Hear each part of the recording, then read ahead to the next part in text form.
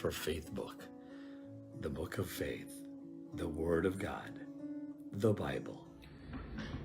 Hello po, magandang araw po sa ating lahat and welcome po sa ating Monday FBK po. At for today po ang ating pong pag-uusapan ay tungkol po sa isang tao na hindi naman po masyadong nababanggit o nakikilala ng maraming mananampalataya, no? Pero gumawa ng isang napakalaking role po sa gawain ng Panginoon. Basahin po natin ang book po ng Ephesians chapter 6 verse 21 to 22.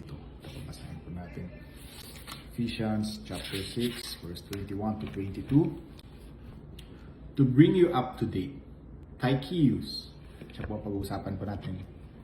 Tychicus will give you a full report about what I am doing and how I am getting along. He is a beloved brother and a faithful helper in the Lord's work.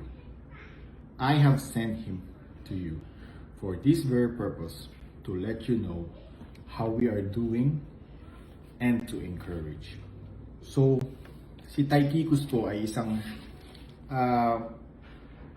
tao po sa buhay ni Paul na kung saan po kung babanggitin po kasi natin ang mga tao na involved po sa ministry ni Paul, sa kanyang church planting po at sa kanyang paglilibot sa Asia para i-share ang salita ng Panginoon. No? Kung hindi po natin to kilala, di ba, si Tychicus. Usually po kasi pag mga gayang na ang alam po natin usually sila Silas, sila Barnabas, sila Timothy, di ba? Yun yung mga kilala natin pag nababanggit na mga kumpanya ni Paul sa kanyang ministry sa pagkatanim ng church sa Asia.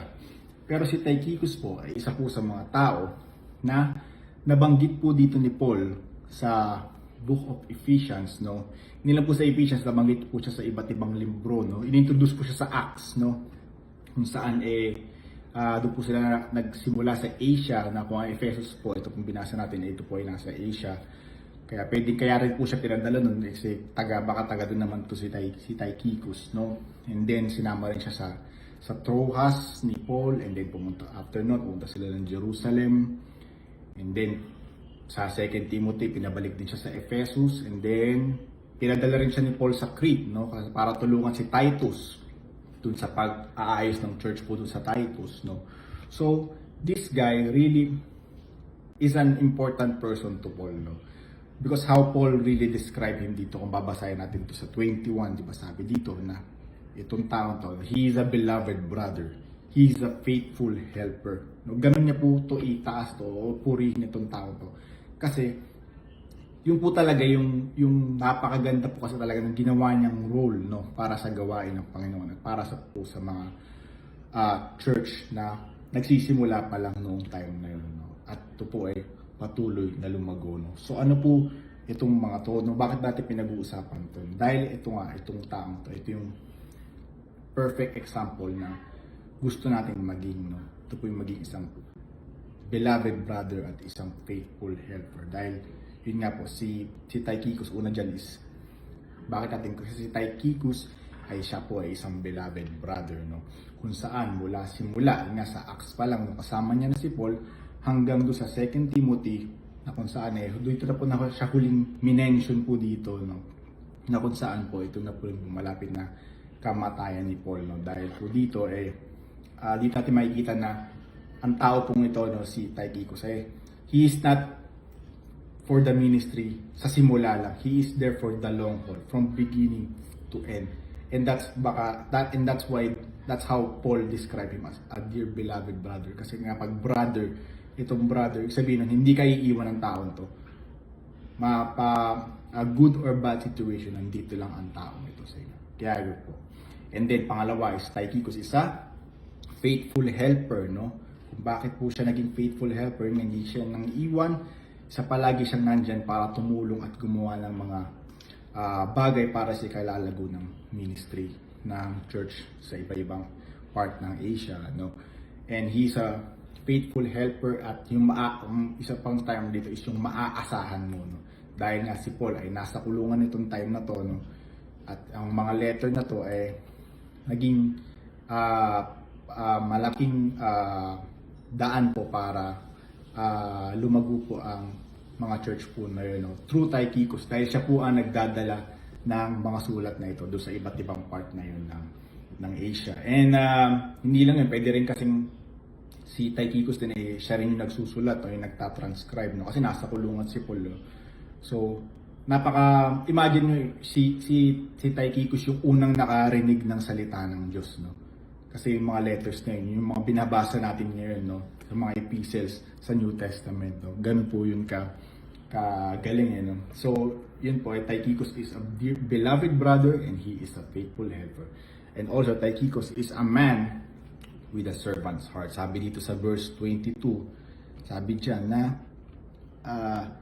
I have sent it for you to let you know how we are doing and to encourage you, no? Ini-encourage niya yung bawat isa na nando sa church na Ephesians. Kasi alam nila si Paul, nasa kulungan. He is there to let them know na tuloy nyo lang yung ginagawa nyo, lumalago ang church, huwag kayong mag-alala sa akin, no?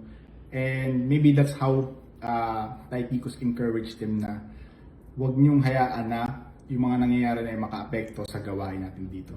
Patuloy lang tayo lumago sa ating relasyon sa ating Panginoong Hesukristo. At patuloy lang natin ituloy itong ginagawa natin, no? Na magpalago ng kaharian ng Panginoon. And you know, Tychicus is a man na yun nga, kung babanggitin mo baka hindi mo naman kilala, di ba? Kung hindi ako familiar kay Tychicus, makilala ko lang usually sa mga ganyan na mga binabanggit ni Paul yan. Sila Onesimus yan, sila Tychicus. Pero hindi mo sila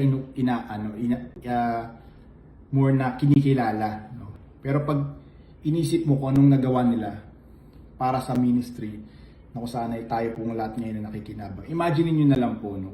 Kung hindi po dineliver ni Tychicus yung mga sulat na yon sa mga church na yon sa Ephesus, no? Wala tayong mga epistles na babasihan natin ang ating buhay bilang isang Kristiyano, ano. Kahit na siya ay isang forgotten hero o unsung heroes na completely forgotten, tinupad pa rin niya ang kanyang role, no, para sa gawain ng Panginoon, no. Imagine niyo na lang, no, kung hindi niya ginawa yung kanyang mga assignment, no. So yun nga po, bakit natin pinag-uusapan ng taong ito, bakit ko siya sinashare sa inyo? Kasi nga, ito po yung klase ng tao na gusto natin maging pagdating sa gawain ng Panginoon.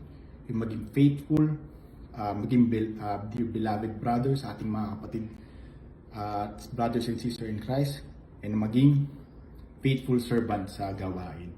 At magkaroon ng humble and servant heart, no? Para ma-encourage ang bawat isa. Yun po, manalangin po tayo. Our Father in Heaven, salamat Panginoon dahil pinaunawan niyo po sa amin kung ano po ang naging role ng taong ito sa Tychicus, Lord, sa gawain nila ni Apostle Paul, Lord God. Alam po namin, Lord God, na ang servant po na ito, Lord God, ay minor lang po ang nabanggit sa kanya sa Bible, pero pinakita niyo pa, pinaunawan niyo po sa amin ngayong araw na ito, Lord God, kung gaano po kalaki yung magiging impact ng minor na yun na assignment, Lord God, sa naging gawain po at ministry ngayong mga panahon na ito, Lord God. Salamat Panginoon dahil encourage po kami, Lord God, na maging mas faithful, Panginoon, sa paglilingkod sa inyo, Lord God. And mga Panginoon ay mas maunawaan po namin kung gaano po ito kahalaga, Lord God. And para rin po, Panginoon, maipamuhay, mai-apply po namin ito sa pang-araw-araw po namin, Lord God. Be with us, Lord God, as always. Bless us this whole week. We praise you and glorify you. Guys, we pray. Amen. Maraming salamat po and happy Monday po sa ating lahat.